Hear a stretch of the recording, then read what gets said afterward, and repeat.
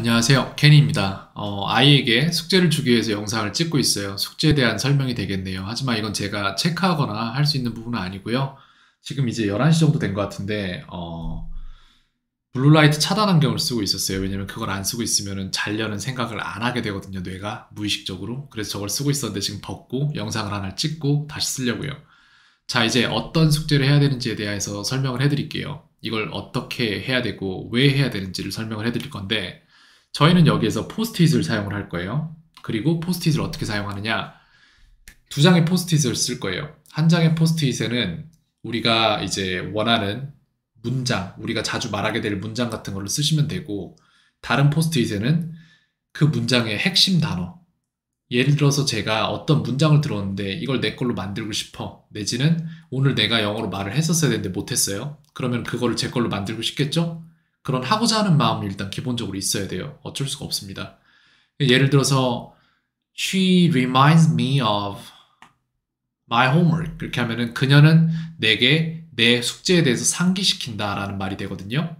그러면은 remind someone of라는 문장을 위한 그 단어가 있는 거죠. 근데 remind만 써도 돼요. 그래서 하나의 포스트잇에는 remind를 쓰고 다른 포스트잇에는 그 remind에 해당하는 문장을 씁니다. 그렇게 하고 나서 우리는 이거를 반복을 할 거예요. 왜 반복을 해야 되는지 말씀을 드릴게요. 사람 뇌를 조금만 알아보면 굉장히 단순한 게 그냥 많이 해보면 늘어요. 근데 많이 안 해요, 사람들은. 그래서 많이 하기 위한 방법에서 이제 습관적인 부분을 가야 되는데, 습관을 만들 때는 항상 자기가 원래 하던 것에다가 앞뒤로 하나씩 붙이면 돼요.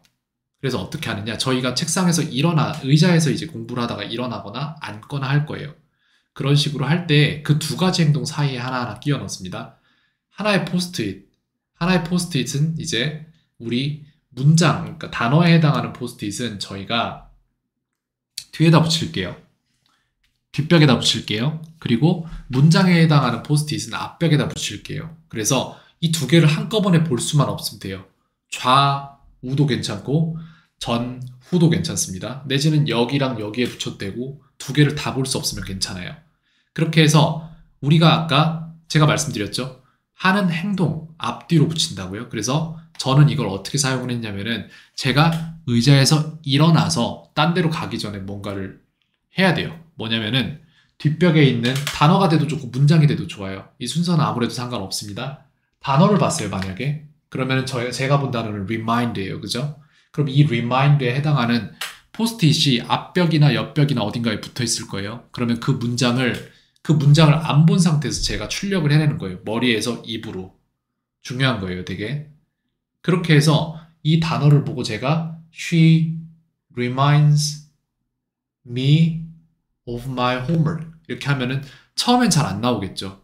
몰라서 가서 봐야 될 수도 있어요. 상관없습니다. 정말 단순한 거 하나 말씀드릴게요. 영어를 할 때 사람들이 영어가 안 되는 이유는 단순히 영어를 안 하기 때문이에요. 하면 된다가 맞아요. 진짜로. 세상 모든 일에. 근데 사람들은 안 해요. 그렇게 해서 할만하다까지 바꿔주는 과정을 만들 수 있어도 결과적으로 그거는 사람이 믿음을 키우는 부분인 거지 실질적으로 그 사람이 그냥 처음부터 믿어버리면 뭐든 할 수 있어요. 근데 믿질 않아요. 자, 그래서 쉽게 만들어줄 뿐입니다. 포스트잇 두 개로 이렇게 할 건데 제가 영어를 배운 과정을 말씀을 드리자면은 저는 24까지 영어를 하나도 못했어요. 근데 제가 영어를 하기로 결심하고 나서 깨달은 게 뭐냐면은 내가 영어를 하는 만큼 정확히 상승해요. 10번 말하면은 그런 문장을 공부를 한 적이 있었다라는 기억이 나는 거고 20번 말하면은 그러면은 그 문장을 떠듬떠듬 맞진 않지만 대충 말할 수 있는 거고 30번 말하면은 그 문장을 제대로 말할 수 있는데 여전히 떠듬떠듬 해요. 40번 말하면은 그 문장을 굉장히 유창하게 합니다. 50번 말하면은 그 문장과 같은 선상에 있는 비슷한 문장들의 구조가 같이 이해가 돼요. 여러분들이 똑같은 문장을 50번 말해본 적이 있냐라고 물어보면은 아마 있을 거예요. I'm fine, thank you and you 라든지 글쎄요. I don't speak in English나 I can't speak in English 이런 것들 한국 사람들 외국에서 영어 하는 거 보면은 이 문장은 굉장히 유창하게 잘해요. 왠지 아세요? 30번은 말해봤겠죠. 네, 여러 번 말하면 돼요. 근데 여러분들은 여러 번 말할 상황에 여러분들 놓을 만한 그런 과정을 만들어 본 적이 없는 거죠. 그래서 안 되는 겁니다. 그렇다면 어떻게 한다? 우리는 될 만한 과정으로 바꾸면 됩니다. 뇌는 어차피 이것이 진짜인지 가짜인지를 분간하지 못해요. 그냥 여러 번 하면 돼요. 진짜라고 믿고. 그렇게 해서 포스트잇을 놓고 나서 반복을 해나가면 돼요. 근데 하나만 붙이고 뭐 한 달 갑니까? 아니에요. 그런 게 늘어날 때마다 계속해서 붙이세요. 단어벽엔 단어를 붙이고 문장벽엔 문장을 붙이세요. 그렇게 하고 나서 계속해서 읽어 나가면은 그럼 그게 자기게 돼요. 그런 식으로 만들어 가면 됩니다. 예를 들어서 이제 제가 지금 이 영상을 만들고 있는 이유는 어떤 한 아이를 위해서인데 그 아이 같은 경우에 이제 수업에서 쓸만한 말들 중에 안 나오는 말들 분명히 있겠죠. 저한테 물어봐도 되고 스스로 찾아봐도 됩니다. 그런 식으로 해서 이거를 붙이고 연습하고 수업 때 써먹고 하면서 계속 가속화시켜서 굴려나가면 돼요. 영어 되게 단순해요. 그냥 환경이 안 좋아서도 아니고 뭐가 안 돼서도 아니고 그냥 안 하니까 안 되는 거예요, 사실상. 환경을 바꿀 생각을 안 하거든요, 다들 아무도.